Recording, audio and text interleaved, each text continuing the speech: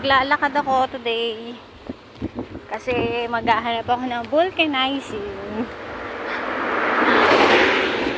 Kasi lumambot na siya.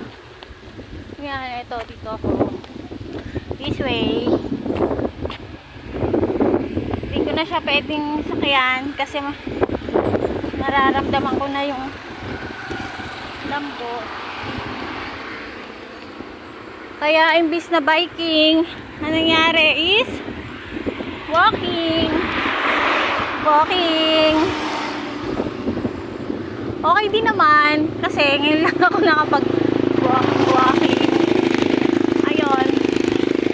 Medyo malayo-layo pa yung lalakadin ko para makarating ako doon sa vulcanizing. Kaya to, kaya.